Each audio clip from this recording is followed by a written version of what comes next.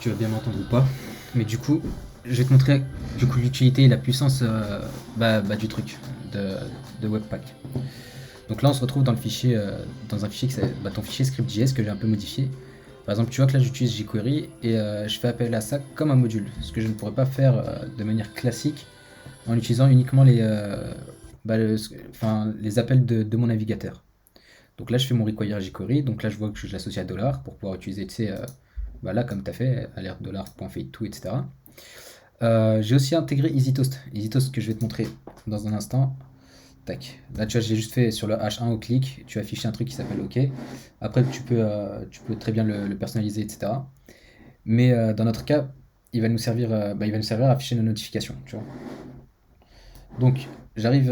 Enfin, celui-là, il fonctionne très bien le tien pour ça, mais c'est pour la suite et c'est pour montrer un exemple là ici.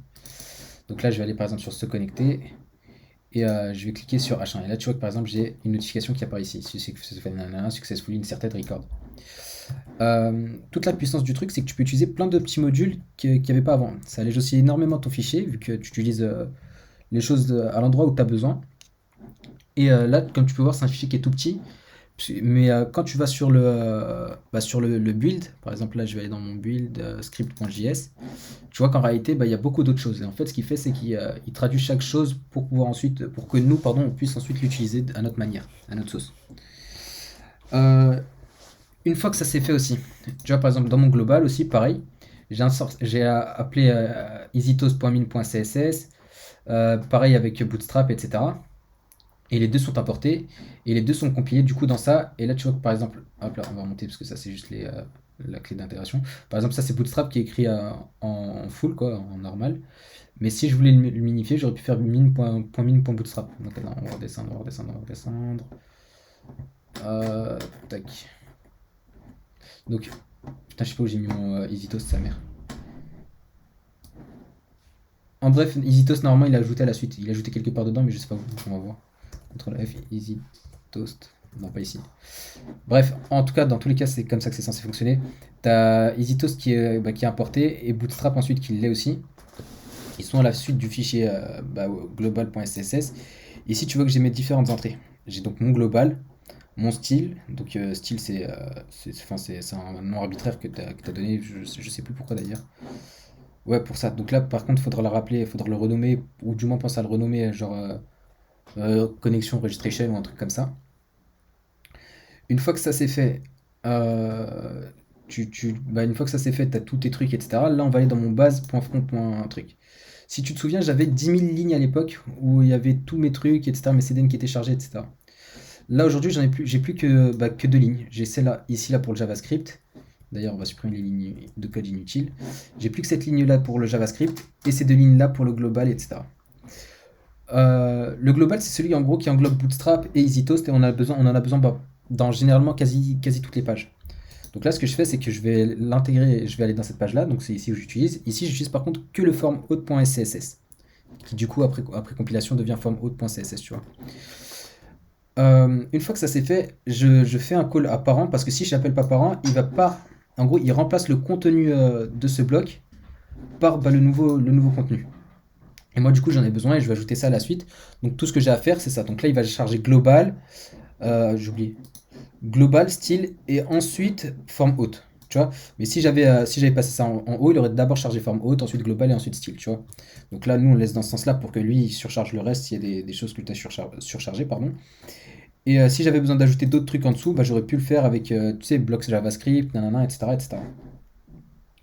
Je l'ai ajouté ici pareil aussi dans Register. Euh, index.html.twig index.html.twig j'ai laissé ça. D'ailleurs, je vais ajouter parent. Mince. Désolé, je suis pas à l'aise encore avec mon clavier. Euh, c'est. Ah, encore. Là, je suis pas à l'aise du tout, désolé. Wesh. Voilà. Entry, link, tags. Et je l'avais appelé global si je me trompe pas. Non, je suis un fou, c'est même pas ça qu'il fallait que je mette, je suis un malade. Fallait juste que je mette parent, tu vois. Donc j'ai juste à mettre parent et là il va me charger mes trucs précédemment chargés. Une fois que ça c'est fait, bah normalement tout est bon, t'as juste à fonctionner, etc. comme tu veux. Donc là, par exemple, tu vois, l'utilité, tu me demandais l'utilité, tu pensais que je me cassais la tête, etc. L'utilité qu'il y a derrière, elle se trouve là. Donc j'utilise ça comme étant un module NPM que j'ai chargé typiquement en ligne, quoi. J'ai juste mis ça. Je suis parti, j'ai tapé npm install easytoast, save, et j'ai fait mon require et je l'ai chargé et c'était fini. La même chose pour jQuery et la même chose pour Bootstrap. L'avantage c'est qu'on a tout en local et que du coup on travaille en local, on sait ce qu'on a de notre côté. Une fois que ça c'est bon, tout est cool. Le deuxième point aussi qui est assez intéressant, c'est j'avais trouvé des difficultés tu vois, dans forme haute, j'avais trouvé des difficultés pour les liens, pour les images, tu vois. Ici, il me dit que nanana, là, c'est pas le bon lien, etc. Mais en réalité, lorsqu'il compile, lui, il va chercher directement dans le dossier asset, donc c'est-à-dire le dossier parent, donc dans public, il va chercher asset, ensuite image, etc. Donc il le prend à partir de la racine et il cherche en dessous, tu vois. Donc là, si j'avais mis slash build sèche, etc., il aurait fait ça. Je sais pas encore, je vais rechercher, je vais voir si. Pardon, j'arrive pas, j'ai du mal à parler. Je vais rechercher l'utilité de voir si ça vaut le coup en réalité de mettre les images en haut et ensuite dans le dossier build. J'en doute, mais on va voir ce que l'on peut faire avec Webpack. Et ouais, et je pense avoir fait le tour, avoir dit des choses assez intéressantes. N'hésite pas si tu as des questions surtout. Là, par exemple, il me dit. Tac, ouais, ça c'est normal les erreurs. Typo Forge, nanana. Ouais. Du coup, n'hésite pas si t'as des questions, quoi que ce soit. Je vais bientôt ajouter, je pense, les fontes, etc., les polices et tout. Et ouais, et voilà. Et je pense que ça va le faire normalement. Donc n'hésitez pas aussi, les gars, si vous avez d'autres questions, vous me dites ça.